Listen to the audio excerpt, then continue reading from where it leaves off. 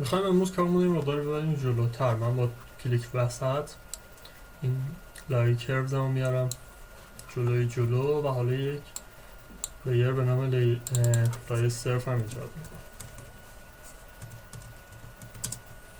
خب حالا باید به عکس ها دقت کنیم. ما الان یه نمای بکی داریم که این فلات هم نیست، یه پرسپکتیو کمی داره. حالا مقایسه کنیم متوجه میشین. ولی خب رفلکتاش کاملا گویاست که اون شیب ها به چه صورته. اینو میتونیم با رفلکت های خود نرم افزار هم بعدا مقایسه کنیم، بخاطر اینکه منبع نورش مشخصه و شما میتونید بفهمید که نور از کجا تابیده و با توجه به رفلکت ها یه مقداری بیشتر توی مدلسازی بدن خود رو کار کنید. این رفلکت ها هر کدوم معنی شد دیگه متوجه میشیم با توجه به حجمایی که روش کار میکنیم. نماهایی که به درد ما میخوره یکی همین نماست که ما بدونیم دقیقاً چه اتفاقاتی روی سپر عقب افتاده و یکی هم این نما یا حالا این نما فرق نمیکنه که ما کدوم قسمت رو نیاز داریم. قسمت هایی که میدید سفید رنگ شده نور افتاده، ما این خط رو خیلی خوب نیاز داریم برای اینکه باید ببینیم شیب اینجا با شیب اینجا فرق داره یا نه، شیب اینجا با شیب اینجا فرق داره یا نه. تو قدره عادی این فرق زیاد محسوس نیست و این فرق نداره. مثلا تو همین مدل RSG صدا مثلا اون فرقایی که شما میتونید ببینید توی سپر عقب صرفا همین جای هیدن لایت ها هست که ببینید که اینجا شکسته است و دو قسمته، اینجا یه تک قسمت. برای شما اینجا باید چند تا سرفیس جدا بزنید. این یه سرفیس باید بشه و این یه سرفیس که این دوتا به هم دیگه بتونن با یک زاویه مشخصی شیبشون از یه جا بعد یکسان بشه. و قسمت پایینش هم که اینجا مشخصه که حالت تماس پوزیشن دارن و بعد یه فیلت خورده، منتها این انتهاشو یه مقداری باید یه تنظیماتی بکنین که بتونه مماس بشه به صفحه اصلی. برای ما خیلی به این قسمت ها نیاز داریم و برام مهمه که دقیقا اینجا چه شیبایی داره و از این شیبا میتونیم کمکم بکن. اگه ما این نمای دیگه داشته باشیم، مثلا این نما، شما حالا میتونید این برای ماشین هم ببینید. یه وقت شما الان ببینید من الان تو این عکس دارم زیر چراغ عقب و حدودا وسطاشو میبینم، ولی مثلا اینجا خب یه مقدار میره اونورتر، یا مثلا تو این شکل باز یه مقداری میره اونورتر. برای میتونید شیب اینجا مقایسه کنید از نمای دیگه هم داشته باشیم که باز بهتر میتونید. وقتی میگیم گوشه ترین حالت ممکنش دیگه اینه که شما میبینید که وقتی دیگه شکست کامل پر شده چجوری اتصالات برقرار شده. و حالا نماهای دیگه، این نما البته زیاد مشخص نیست، حالا این نما باز بهتر مشخص. برای این نماهای عقب صرفا یه دونش کافی نیست و قطعا دوتاش به شما کمک میکنه. حالا ما روی همین این دوتا نما سعی میکنیم که روی این دوتا سعی میکنیم که کار کنیم و حالا یه نیم نگاهی هم به این نما داشته باشیم که البته این نما هم چون بولپرینت همون هست دیگه خیلی نیازی نداره. خب شروع میکنیم کرفا رو میکشیم. ما برای سپر عقب کشیدن با توجه به اینکه اتصالش به چرخ اینجا به صورت مماس هست تقریبا توجه که تو عکس مشخص، بنابراین این دایره چرخ رو میخواد. دایره چرخ رو چجوری میکشیم؟ ما سیرکل های مختلفی داریم گفتیم. یکی این سیرکلی که توی کیبورد کرد مماس، یه دونه سیرکل هم سیرکلی که داره تنظیماته، سیرکل تول توی قسمت کرو هست که گفتیم پریودیک و غیر پریودیک داره، ولی شما همین کیبورد کرو رو استفاده کنید. و اگه شما بخواید حالا تفاوت‌های اینا متوجه بشین، حالا این سیرکل رو بزرگ کنم شما کاملا متوجه میشین که این سیرکل از اسپن‌های مختلفی تشکیل شد، در حالی که این فقط خواسته یک شبیه رو به شما بده. ما از این استفاده میکنیم از سیرکل کیبورد کرو، بخاطر اینکه این سیرکل مقداری توی شکل حالی مقداری پیچیده تر، این نقاط چون اسپن‌های خیلی زیادی هستن خیلی سخت تماس برقرار کردن صورت تنجنت باشه. برای ما از همین سیرکل کیبورد کرو استفاده میکنیم. میام تو نمای بغل وسط چرخ رو پیدا میکنیم و حالا یک اندازه ما متوجه که اندازه دقیق میخوام برای سیرکل بزنیم، ما اینجا یه دونه حدود پیدا میکنیم. ببین مثلا من حدودی که پیدا کردم اندازه چقدر؟ 347. من مثلا 350 فیکس میکنم.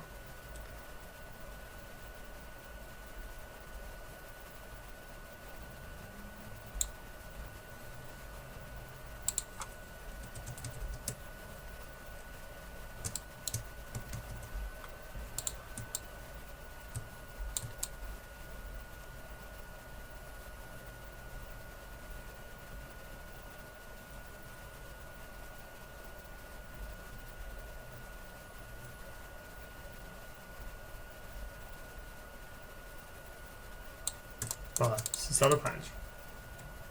من الان میتونم یک بازی با این دایره بکنم تا به اصطلاح بخوره به این شیپ. ببین این دایره ما الان لزوما نباید از این وسط شروع بشه. الان میبینیم بالش این مقدار رفته بیرون از بلوپرینت.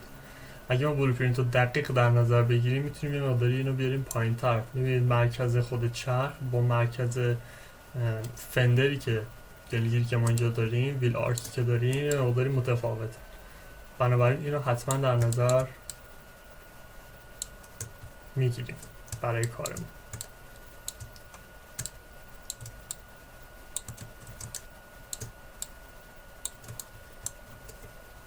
خب حالا ما توی نمای بالا به این حالت گیریمون نیاز داریم. منتها ما اول این دو طرفش رو باید ببریم.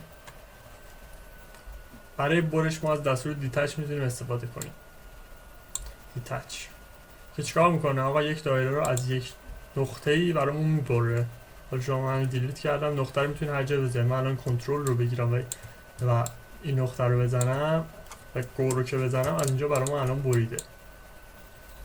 الان من میتونم این دایره پایینی رو سلکت کنم و جدا کنم و حالا سی وی های این دایره با توجه به همون تنظیم شده. حالا من میتونم به سی وی ها بازی کنم. من میتونم اندازش احتیاطش هم حتی کمتر کنم. چرا من این کارو کردم؟ بخاطر اینکه اینجا یه شیبی ما داریم. میبینید اینجا ما یه شیبی داریم برای فندر، برای ویل آرکمون. برای من حتما باید این شیب رو رعایت کنیم.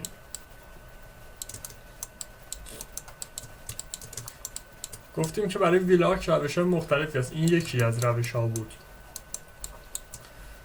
که بله شما بیاید دوتا اینطوری یه دونه کرو دایره‌ای برای ویل آرک و یه آفستی بدین و با هم دیگه متصل کنیم. اما خب روش های دیگه هم هست. گفتیم ما یه صفحه میتونیم اینجا در نظر بگیریم توی سرفیسز. ما پلین رو انتخاب کنیم، صفحه اینجا در نظر بگیریم و اسکیلش کنیم و گفتیم حالا اینو روی این پروژکت کنیم به صورت دوتا و ببریم ازش و صفحه رو ما میتونیم هم سی وی هاشو ادیت کنیم و همین که توی این قسمت من میتونم صفحم رو حالا من بذارید مووش کنم این و من میتونم صفحم رو اینجا خم و راست کنم. بنابراین اون شیب مد نظرم رو بهم میده. ولی خب اون شیبه چون ثابت نیست من از این روش استفاده نمیکنم. این شیبش یه شیب ثابتیه دیگه. من اگه بخوام اینو تغییرش بدم باید چیکار کنم؟ مثلا 2x2 کنم، سی ویش روشن. من اینو بخوام تغییر بدم بعد این قسمت رو مقدار برم داخل. تمام الان از شیب ثابت در اومد دیگه. الان دیگه از شیب ثابت در اومد، این شیبش متغیره. این کار میتونم بکنم. ولی حالا من میخوام از همون روش دایره خودم استفاده کنم. البته نتیجه هاش هم یه مقداری با هم متفاوته. حالا توی قسمت جلو ما راجع به این صحبت میکنیم، توی ویل آرک جلو. من میام توی نمای بالا یه نگاه بهش میندازم. خب سی وی ها رو با توجه بهش ادیتی میکنم تا بعد برم روی نمای عقب. رفته داخل دیگه، کاملا مشخص و واضحه که این قسمت از کار ما رفته به سمت داخل.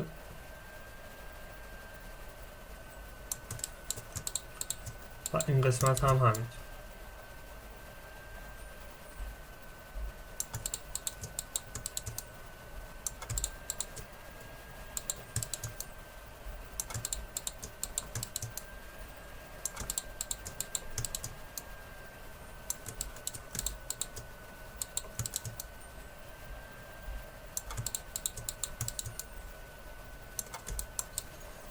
حالا میام رو نمای عقبم، اینا تقریبا رو هم فیت شدن دیگه. الان من با توجه به نمای بالا الان نمای بغل هم تقریبا همونه. تو یه تغییر خیلی ریزی من باید اینجا بدم.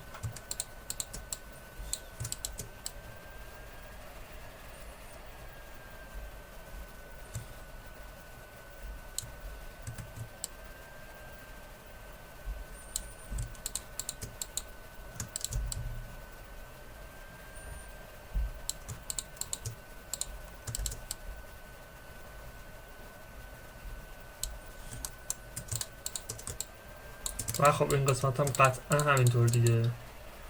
منتها ما این قسمت چون پشت نمیبینیم، بنابراین باید از تصویر اون کمک بگیریم. و میگیم یه مقداری انگار داخل تر، بعدا هم میشه اینو ادیتش کرد. این انگار یه مقداری داخل تره. حالا اگه از نمای بالا ما عکس داشتیم متوجه میشدیم قطعا. این کاملا مشخصه دیگه، این ویل آرک که داریم این قسمت داخل تره و معمولا توی خودرو به این صورت هستش.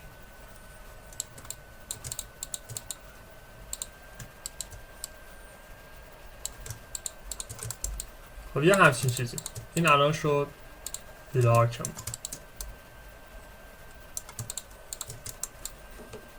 یه همچین ویل آرکی ما داریم که نماهای مختلفش هم چک کردیم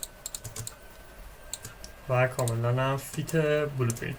منتها یه تفاوت های خیلی ریزی شاید داشته باشه که اونم بخاطر کیفیت بلوپرینت، کیفیتش خیلی واضح نیست و شما باید سعی کنید که اونو تقریبی تنظیم کنید.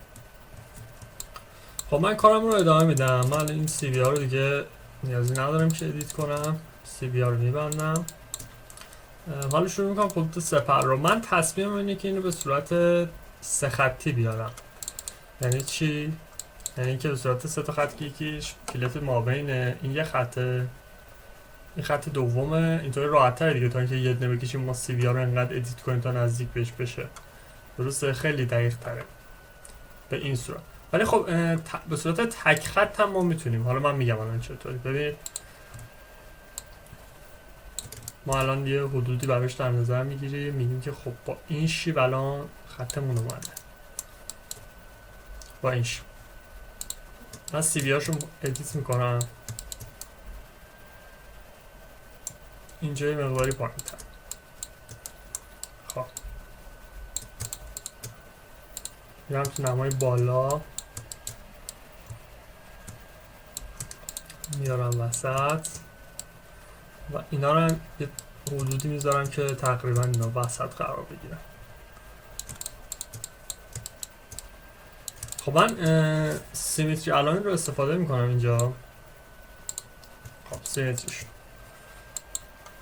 حالا من میتونم انقدر این با خوبای خطوط بازی کنم که به اون نتیجه‌ای که میخوام برسم. نتیجه‌ای که میخوام چیه؟ نتیجه‌ای که میخوام این خط سپری که اینجاست. خب حالا باید دقت کنیم. من جلوترین خط سپری که دارم اینه، بیرون ترین حالت ممکن اونه. حالا باز من توی نماهای دیگه چک میکنم بیرون ترین خط همونه. یعنی شما باید کاملا درک کنید که این خطی که اینجاست، این خط دومیه چیه دقیقا. اگه متوجه بشین چیه که خب دیگه اشتباه نمیکنید، خطا رو هم نمیفته. الان من چه نتیجه گرفتم؟ چه گرفتم؟ این بلنده. در صورتی که تو نمای بغل فلت الان نگاه میکنم این خطه یه مقداری جلوتر از اینه. ببینید من الان اینو بیارم بالا بخوام مشخص کنم، مشخصه دیگه فاصله بینشون. بنابراین خطی که شما به عنوان مرجع و رفرنس باید در نظر بگیرید این یکی خط است، یعنی خط مشکیه نیستش. خب من دوباره با سی بی بازی میکنم. کاری که من میکنم اینه که توی نمای بغل این خط مقداری نزدیک میکنم به مرکزم. یه طوری باید این کار رو انجام بدم که اون این شیب خطی با یه مقداری تفاوت حفظ بشه. خب من اینو آوردم این ورتر برای اینکه روش تسلط بیشتری داشته باشه. من الان با تک خط تونستم در بیارم تقریبا این خط پایینی. حالا من گفتم که خطی که ما میخوایم خط بالاییه دیگه. با یه تغییر خیلی ریزی تبدیل میشه به خط بالایی.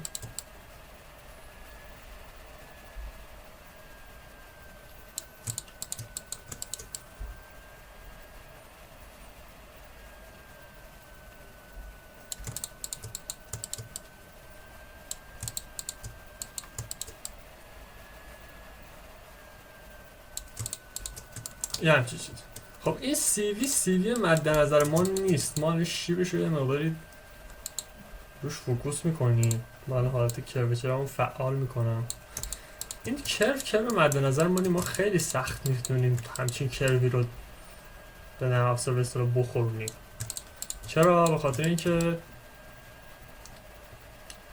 شیبه ها متفاوته. میبینید الان من این مقداری بیارم این ورتر که شیب این قسمت درست بشه، شیب این قسمت از اون خطی میزنه بیرون. برای من این خیلی دردسر بسیار بزرگیه. بهتره که ما به صورت سه خطی عمل کنیم، یعنی یه خط اینجا، یه خط اینجا، یه خط ما بینشون که حالا میتونیم بلند بزنیم یا حالا هرچی. من دو روش اینجا برای سپر خط اولیه سپر عقب ایجاد می‌کنم که شما حالا توی موارد دیگه می‌خواید همین حرکت رو بکنیم دچار مشکل نشید. خب تنظیمات ما از این سمت هم ادامه داره دیگه. از نمای عقب هم حالا باید ارتفاع رو تنظیم کنیم. من الان سعی میکنم وسط ترین حالت ممکن رو بگیرم. خب این خط ما، این نقطه سی وی ما وابسته است به این نقطه، بنابراین فرق نمیکنه کدومو جابجا کنیم، ولی این نقطه رو شما میتونید ادیت کنید. ببینید الان نمیخوره دیگه، کاملا مشخصه که الان این خط با این خط خیلی فرق داره. دلیلش همون چیزی که بهتون گفتم. شما میتونید الان من یه حرکت دیگه بزنم. من سی وی ها رو میکنم 4 تا. کروچر رو روشن میکنم که حواسم به کروچر باشه. این قسمت به صورت نره اونور. میبینید این قسمت بره اونور، این یعنی که شیب شما یهو منفی شده.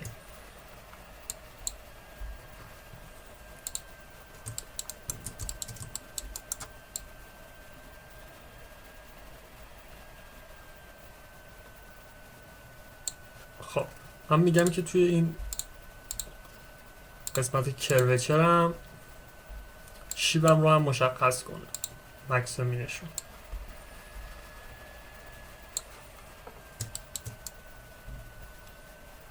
خب میبینید ما مکسیم بیفتم عقب دیگه، ماکسیمم باید بیفته اینجا. درسته؟ به این خیلی دقت کنید، این خیلی به همون ساخت کروتون خیلی کمک میکنه. ماکسیمم افتاد اونجا ولی اینجا خراب شد. حالا بعد هم با این بازی کنم.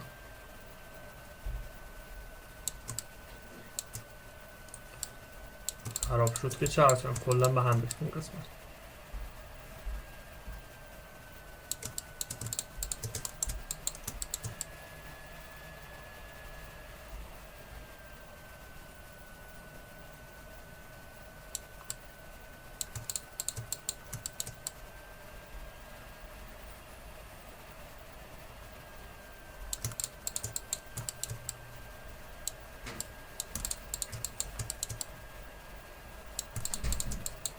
اینقدر با این سیوی من بازی میکنم تا اون نتیجه که میخوام رو بهش برسم و در نزدیک ترین حالت به خط بولپینت در بیام.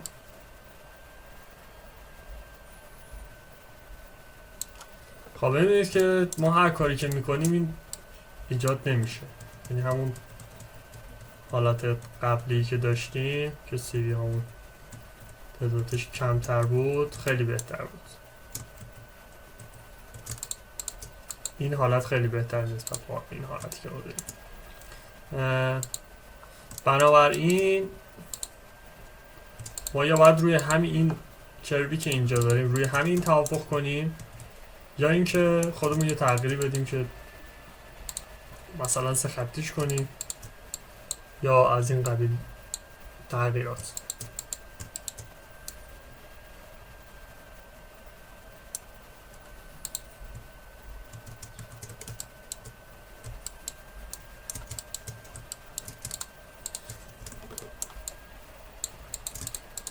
من الان حالت سه خطی رو برای قسمت پایین هم میرم. شما الان میخوایم این یکی کرو رو این قسمت. حالا این قسمت رو ایجاد کردیم، حالا میخوایم یک کرو این قسمت ایجاد. این یکی کرو رو بخوایم ایجاد کنیم چیکار میکنیم؟ ما کاری که میتونیم بکنیم که از این کرو میتونیم یه کپی بگیریم دیگه، درسته؟ ما از این میتونیم کپی بگیریم. حالا من نمیخوام اون روش رو برم، میخوام اون روش 3 خطی رو اینجا بهتون بگم که چه جوریه. روش 3 خطی به این صورته که من یه اکستند منفی این قسمت داشته باشم.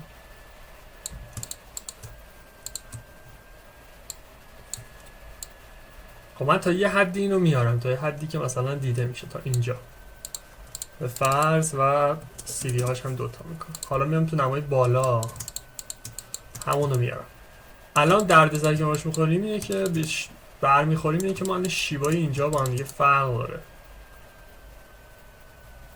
خیلی سخت مچ کردنشون. بنابراین بهتره که هر دو با یک روش ساخته بشن.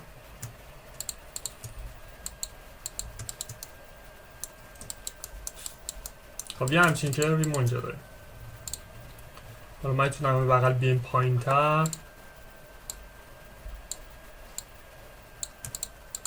این تا با هم دیگه نزدیک تر میشن،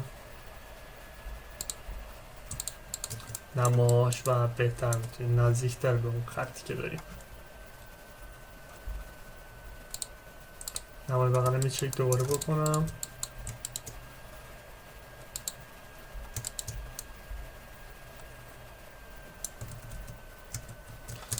خب یه همچین چیز. حالا ادامه کرو من الان دو حالت داره دیگه، چجوری میتونم کروام ادامه بدم؟ از این قسمت اگه بیام به وسط سی دی ها رو دوتا کنم، سی دی همو ببینم و سیمیتری الاین بزنم و نزدیکترین نقطه به این قسمت دیگه. من این قسمت کلیک کنم سیمیتری الاین چی میشه؟ کلا از این قسمت سیمیتری میشه. اینجا کلیک کنم همون اوکی میشه. یه حد مشخصی من براش گذاشتم، یه فاصله ای گذاشتم که اون فیلته بتونه اینجا اعمال بشه، اون فیلتی که ما میخوایم بعداً بزنیم. خب میبرمش بالا تا این قسمت.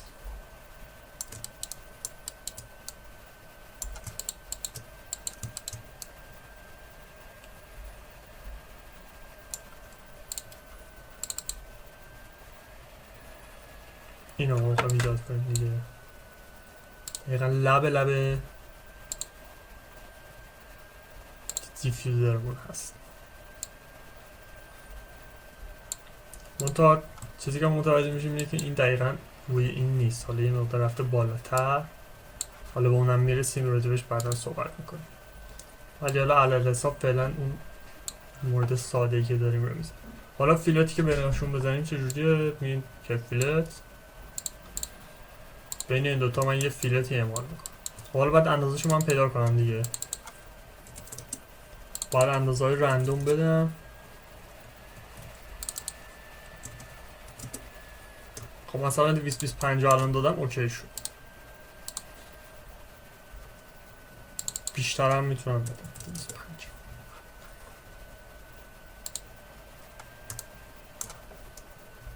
تریمش رو آن میکنم و من الان یک روش 3 خطی رو اینجا اجرا کردم. حالا من مقایسه اگه بکنم این کروچر هاشو متوجه این دیگه الان فرق اینا چیه. خب اون خیلی یک سره تره و این چون فیلت خورده، فیلته مقداری کار ما رو به هم زده، یه مقداری شیبا عوض کرده که البته این خیلی قابل اعتماد نیست، ولی خب به ما داره نفس و تحلیل نشون میده که این کرو بهتره چون یک سره بوده، بنابراین بهتره که یه سره ما ایجاد کنیم.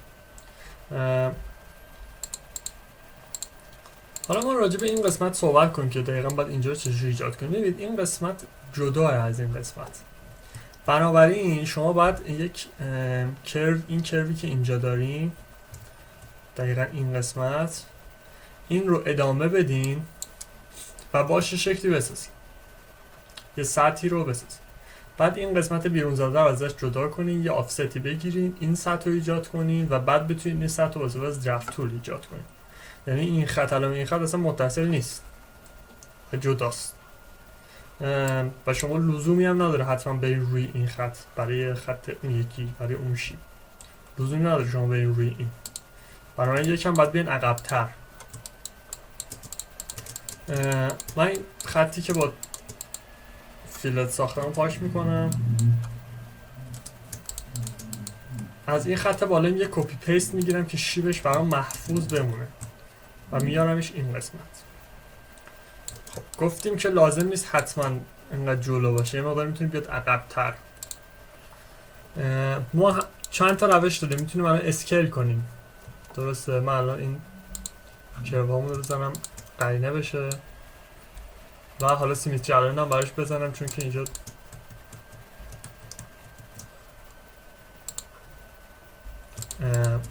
الان داستانی که برامون ایجاد شده اینه که کانستراکشن اینستالیمون پاک شده بود بخاطر اینکه اون کپی گرفت.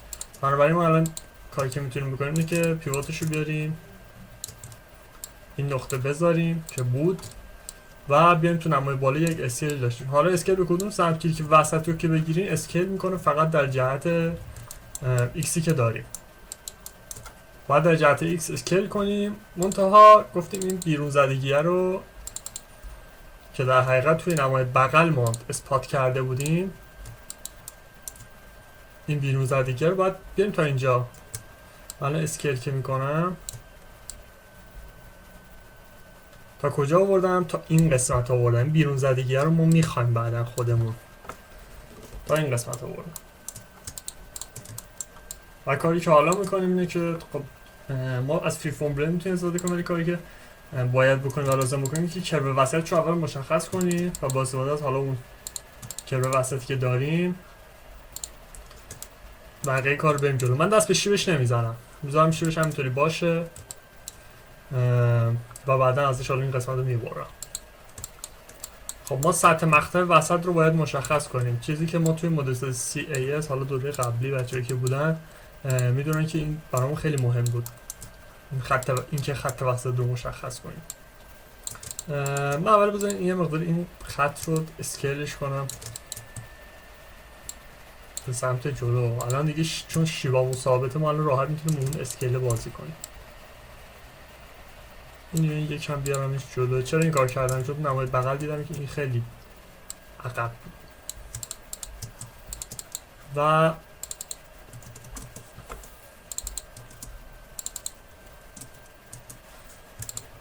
این چه و هم سی بی هاش روشن میکنم و دقیقا میذارم نقطه وسطش.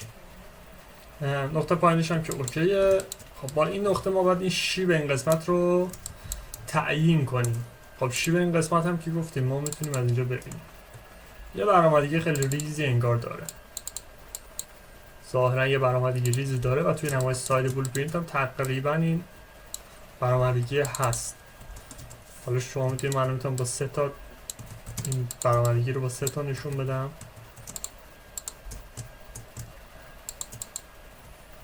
یا با 2 تا. اگه با یک کرو 3 درجه باشه خب کار من از یه مقدار دقتش خیلی کم میشه، ولی خب عوضش کنترل بیشتری روش دارم. من اگه پیوتم رو سنتر کنم و اسکیل کنم یه مقدار کنترل بهتری روش دارم، اگرچه گفتم بازم میگم که خیلی فرق نمیکنه. خب من این قسمتی یه دقتی بیشتری بکنم،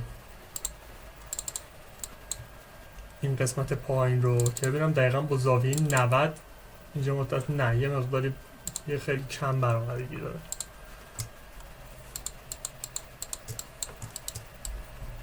خیلی کم برآمدگی رو اعمال کنم. خب من الان چند تا دستور دارم برای اینکه کارمو اینجا پیش ببرم. یکی فری فرم بلنده که خب کار اشتباهیه فری فرم بلند زدن، چون شما الان اینجا هیچ به صورت هیچ کاری، هیچ تنظیماتی برای شما قابل ارائه نیست غیر از اینکه کراون بزنید. و این قسمت هم همونطور که میبینید براتون دردسر میشه. بعدا باید پروژکت رو تریم کنید. من از دستور ریل استفاده میکنم 2x2 یا حالا اسکوئر، فرق نمیکنه، جفت اینا یکی. الان 4 تا رو انتخاب میکنم، همه رو اول پوزیشن میکنم. من الان چی میخوام؟ این قسمت که پوزیشن، این قسمت 4 هم ایمپلاید کرویچر میخوام که گفتیم با این قسمت وسط که اگه ایمپلاید باشه باعث میشه که این وسط کرویچر خیلی خوبی در بیاد برام.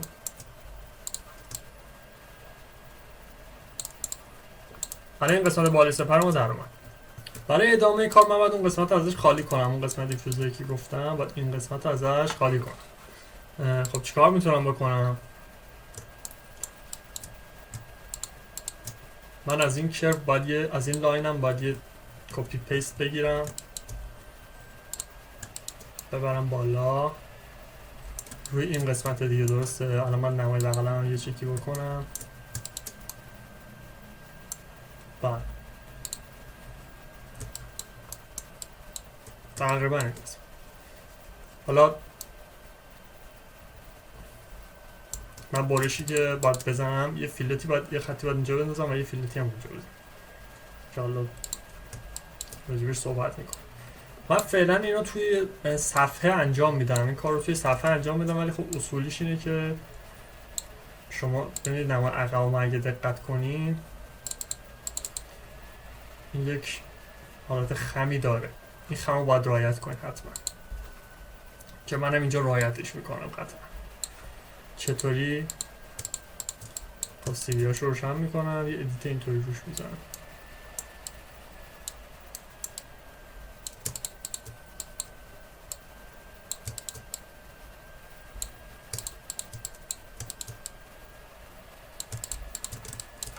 حالا بین اینا من فیلت میزنم.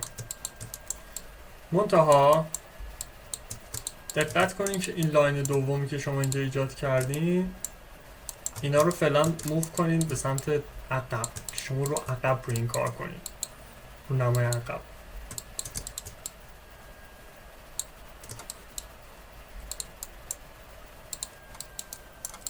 حالا این آوردم عقب که روش کنترل بهتری داشته باشم. این نورم بود اشتباهی آوردم عقب. آره اینو باید بگیم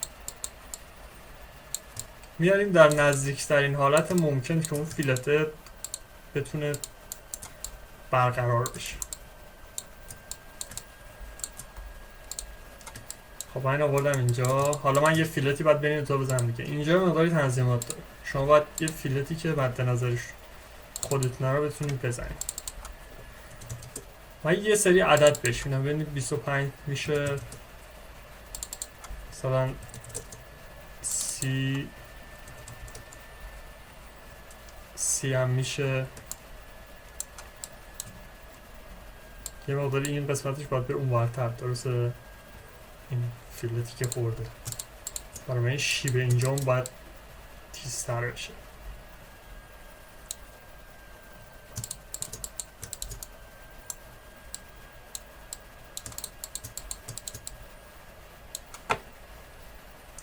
دوباره فیلت میزنم.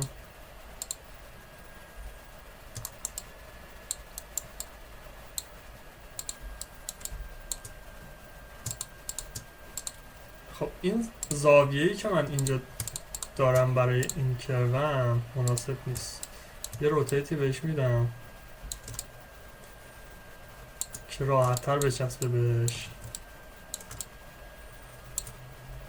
خب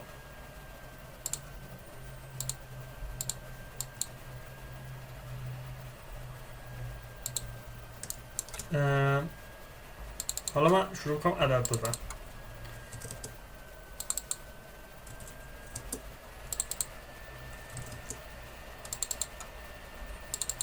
این از حدی که بالاتر بره دیگه فیلت نمیزنه. بدید من حتی اگه اون میزان فرم فاکتور هم عوض کنم باز اون فیلت انجام نمیشه. چرا؟ چون این مقدار خیلی براش ناشناخته و عجیب غریبه این فیلت. من میتونم یه کار دیگه بکنم. من میتونم به جای اینکه اون فیلت اون صورت بزنم بیام یه دونه بلند بکشم.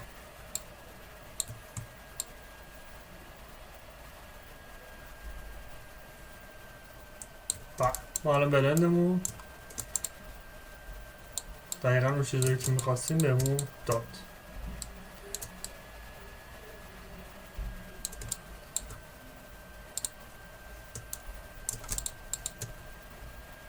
حالا شما میتونید با این بلند پوینتتون بازی هم بکنید که دقیقا اون چیزی که میخواین رو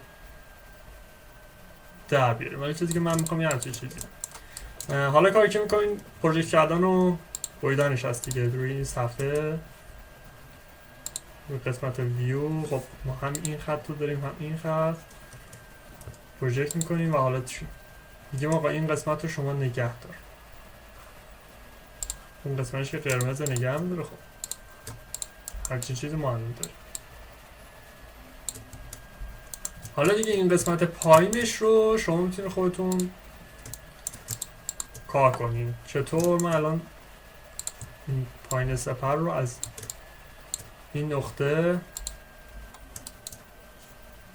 میارم روی این نقطه فرض. خب میارم پایین دیگه، یه همچین کاری باید بکنم. خب من الان یه دونه الاین اگه بزنم میتونم این دوتا رو به هم دیگه، این الاین رو متصل می‌سازم فلت، ولی اگه الاین رو بزنم میتونم اینا رو متصل کنم. اول نمای عقبم روش ادیتی بکنم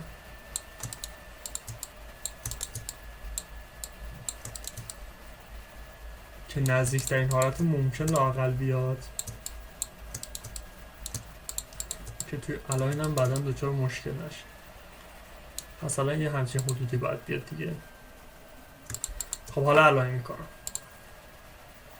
روی G2 قرار میدم که 2 تا CV نیاز داره و روی این هست. ببین الان من چیکار کردم؟ الان روی این لبه اینجا کلیک کردم و یه همچین موردی برای من ایجاد شده. حالا شما هرچی با این نقطه‌تون بازی کنین اون کروی که به دست بیارین متفاوت تر خواهد. من برای مثال برای اینکه اون شیبش هم به هم نخوره میارم اینجا.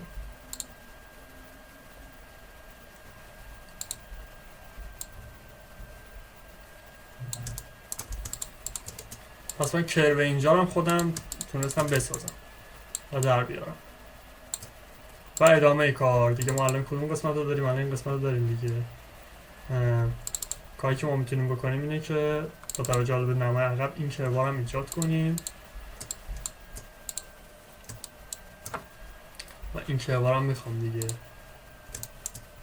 کروی که اومده به سمت داخل اونم میخوام، اونم به صورت حالا با بازی با کرو ها میتونم در بیارم.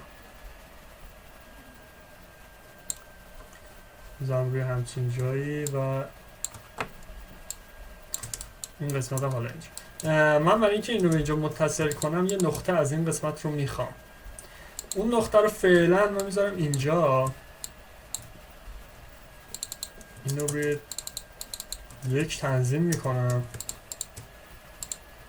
و سی بی هاش رو روشن کنم. ولی میدونم که خب این دقیقا اونطوری که من الان فکر میکنم نیست.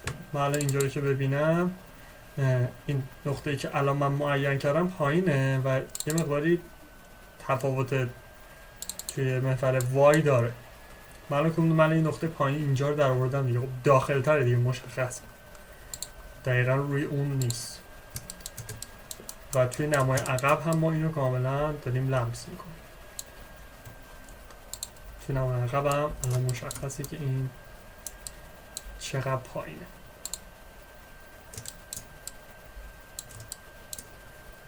همچین چیز. حالا این یه مقداری که روش وزیم فاصله گرفت، اونم بخاطر همون فاصله های میلیمتری نماها با همه، وگرنه شکلمون اوکیه. خب حالا کاری که من میکنم چیه؟ من این قسمت هم دارم، باید بینشون یه فیلتر بزنم. منتها شما همیشه یک لایه به نام لایه آلتر ایجاد کنید که اون کروایی که نمیخواین مثلا پروژکتش میکنید و برین توی اون، در حالی که کانسترکشن هیستوری شما دیلیت نشده باشه. خب من الان این کرپا رو باید ببرم تو آلتر هم دیگه، اینا رو نیازی ندارم، ببرم تو آلتر هم غیر فعال میکنم، دوباره برمیگردم روی کرپ. خب من داشتم روی این قسمت کار میکردم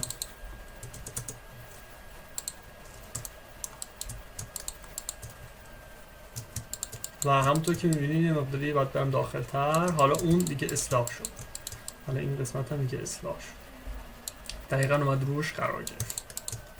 دید همه چیز مچ در اومد. خب حالا کاری که باید بکنیم اینه که بین یه فیلتی بزنیم. خب این میزان خمی که داریم بینمون یه فیلت و یه فیلت که ترجیحاً هم بزرگ باشه. حالا باز باید تست کنیم ببینیم که چی میشه. مثلا من یه فیلتی به اندازه 100 اگه بزنم، میام پینمای عقبم،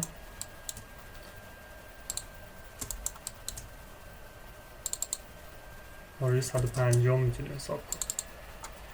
حالا من 125 میذارم که چیزی بینش باشه و اتوماتیک برش رو زد. من این قسمتی دقتی بهش بکنم. این قسمت هم جدا شد. چرا؟ من دوباره فیلترم رو ادیت بکنم. من این اندازه که بهش دادم فیتش نبود. یه بار دیگه من این حرکت رو دوباره انجام بدم.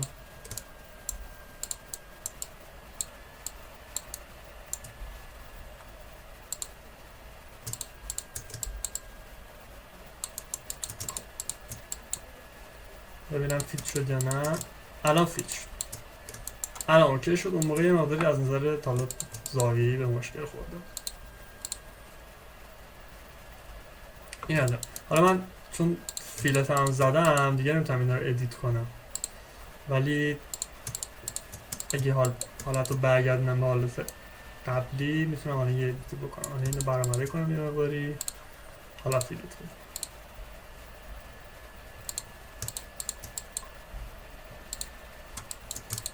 این قسمت پایینم که باز دوباره یه فیلتی داره. من میتونم فیلتشو الان بزنم، میتونم بعدم بزنم. برای اینکه ما سطح اینجا رو بتونیم تشکیل بدیم و چون 4 زلی میخوام من این فیلت رو بعدم میزنم.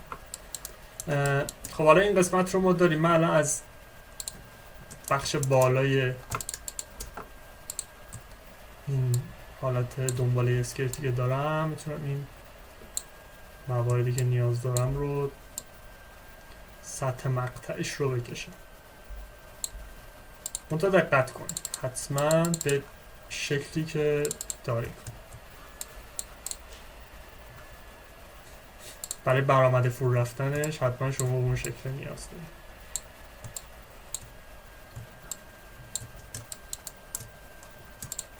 من همه رو یعنی این کرفایی که اینجا دارم رو همه رو 2 درجه‌ای میکنم و سی وی‌هاشم روشن میکنم. گفتیم که یه مقداری هر کدوم شیب داره.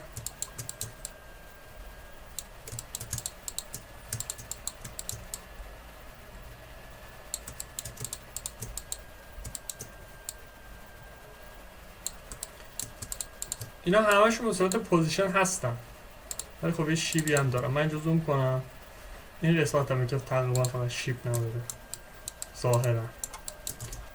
پس اینو همون ترزیبش 1 میکنم، اینو برم بالاتر، بیام رو نمای بغلم.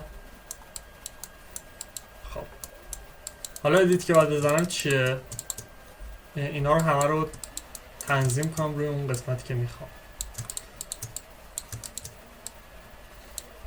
خب یه راه آلترناتیوی اینجا بود. راه آلترناتیوش چی بود به نظرتون؟ راه آلترناتیوش این بود که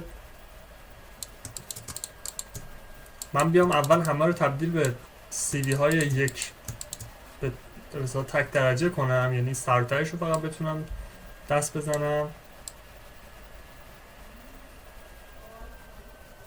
بعد بیام اون تغییراتی که نیاز دارم رو روش اعمال کنم. من اون راه هم میتونستم برم، فرق نداره این راه ها با هم، فعلا که نتیجه یکسانی به ما خواهد داد.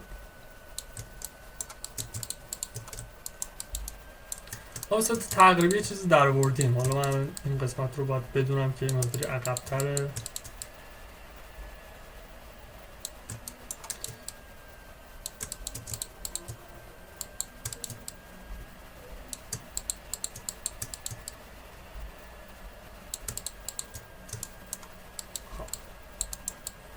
یه همچین چیزی ایجاد شد. حالا اون کرپای وسطش هم باید بکشم و دقت کنم که اینا دقیقا به یک مورد رسیدن. حالا راجع به این قسمت با توضیحات مفصل میدیم که چجوری باید این قسمت اینطوری در بیاریم، ولی حالا فعلا یه دونه علل حساب حدسی میزنیم تا ببینیم چی در میاد.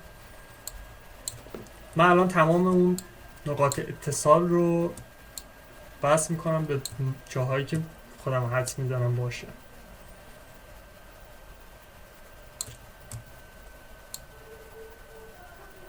خب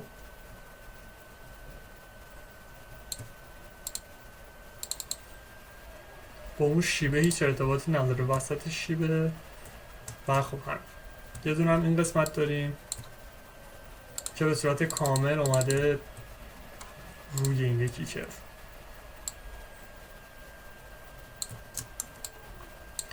حالا اون ادیتی که میخوایم رو به صورت حدودی میزنیم. من الان تمام اینها رو میگیرم، درجه هاش رو تبدیل به 2 میکنم و دقت میکنم به شکل ببینم که دقیقا این چجوری اومده. میتونم نمای عقبم رو حالا اینجا یه نگاهی بدم. یک حالت برآمده ای اینجا برای همشون ایجاد شده، بنابراین من همشون رو برآمده میکنم.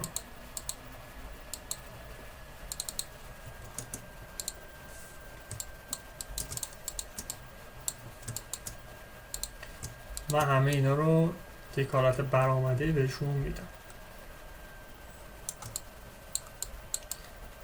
و اون حالت برآمده شون هم به حدیه که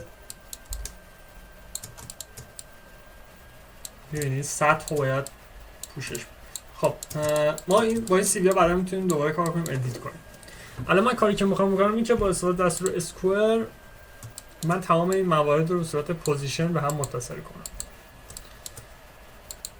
خب من همه رو به این صورت میگیرم و متصل میکنم تا این قسمت زودتر پس بشه. همینطوری میریم تا آخر. توی قسمت سوم من به یه مشکل میخورم. مشکل هم اینه که این ستاره که میگیرم یه قسمت چهارمم چون دو قسمتیه این متصل نمیشه. خب من از ریل استفاده میکنم دیگه. میگم که آقا این یه دونه رو با رسپکت به این و این بیار پایین. حالا ما این کرو سگمنتش رو مقداری باید ادیت کنیم بریم بالاتر برای اینکه توی اون یکی با مشکل نخوریم. حالا ریل دومی که میخوایم بزنیم میگم آقا یه دونه، حالا میتونیم 2 در 2 بزنیم، میتونیم از اسکوئر هم استفاده کنیم. میگم آقا یه دونه بین این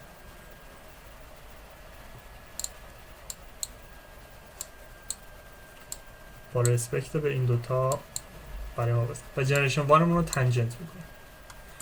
حالا اینجا تنجنتمون فیلد شده،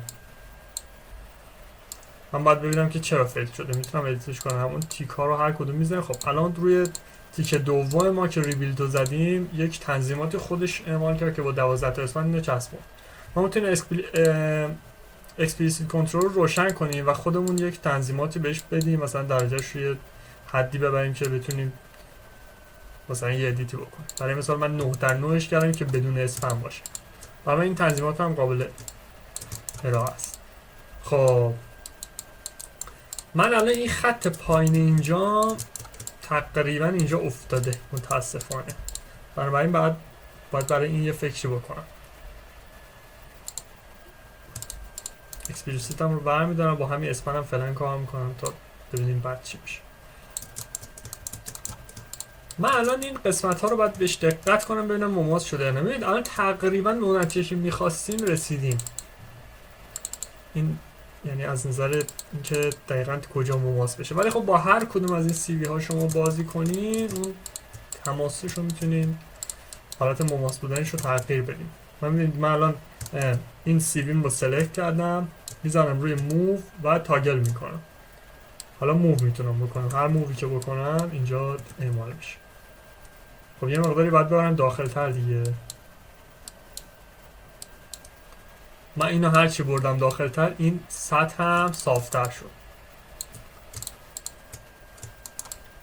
و برای قسمت پایین هم همینطور. من اینجا میتونم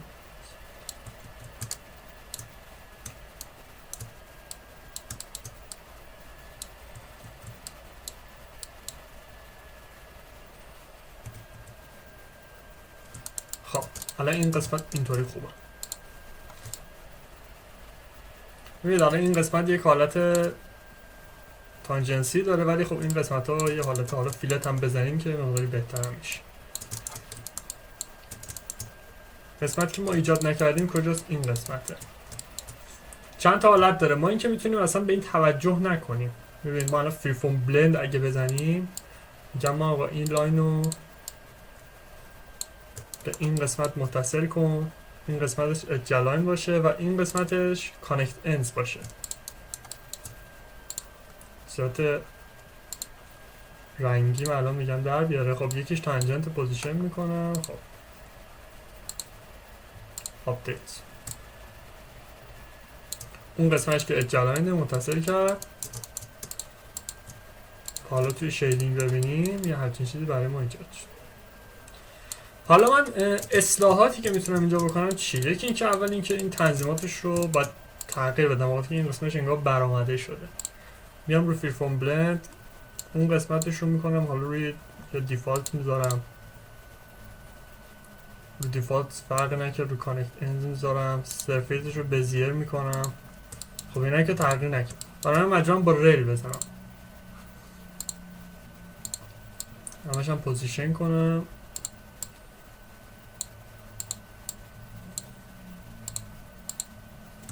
خب ببینم شیبش تغییر کرد. الان چه اتفاق افتاده؟ میگه من نمیتونم اینجا رو بزنم. چرا؟ ایراد چیز دیگه است. ایراد این شیبه. بنابراین اینو ما باید بیاریم بیرون تر.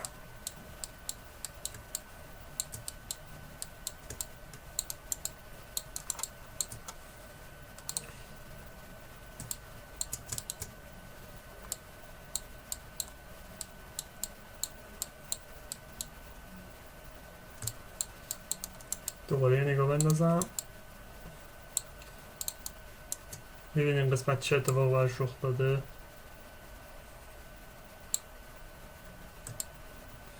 باید همچین چیزی باشه. این باید اینطوری باشه. حالا ما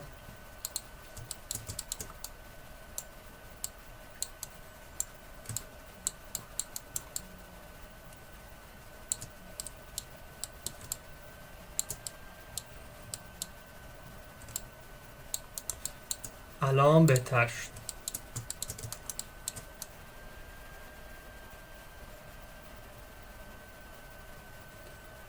و این هم ما میبریم بالا تا جایی که خب. الان این سطح هم همونجوری که میخواستم ایجاد شده. برای من اون کروام خیلی تاثیر دارن. الان ببینید قسمت های دیگه هم به هم خورد. الان این قسمت هم به هم خورد. اینا رو باید بیارم جلوتر.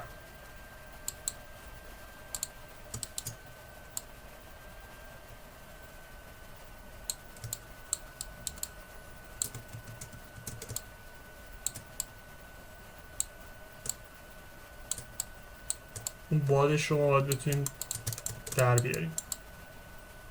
خیلی بهتر شد. الان خیلی نزدیکتر به شکلم شد. حالا فعلا تا این قسمت ما داشته باشیم و کار کنیم روی این سرفیس ها. یه مقداری با این سی وی ها هم بازی کنیم تا اون نتیجه دلخواهی که میخواین و بهش برسیم. من الان این قسمت پایین هم میتونم یه ادیتی پر کنم که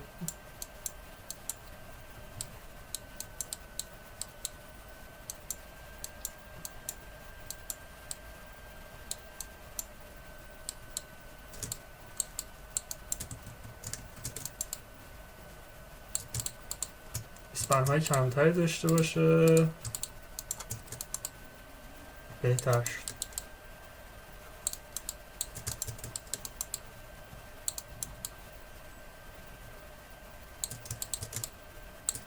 حالا من این بادش هم میتونم یه مقداری کمتر هم بکنم. ببینید ما الان بیاریم نمای بالا. من الان اینو یکم ببرم داخل تر. این بادش کمتر میشه دیگه. منتها باید with respect to این خم‌هایی که اینجا هست کار کنیم.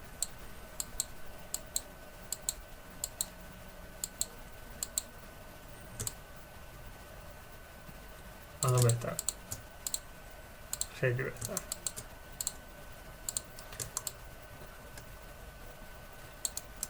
خب ما الان از شیدینگ خاص هم میتونیم استفاده کنیم دیگه. شیدینگ خاصمون چیه؟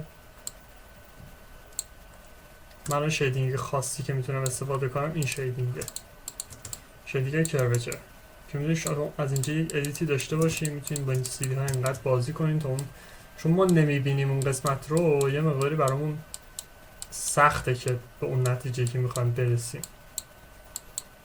بنابراین راه حل ما اینه که با این آنالیز و تحلیل به یک نتیجه برسیم.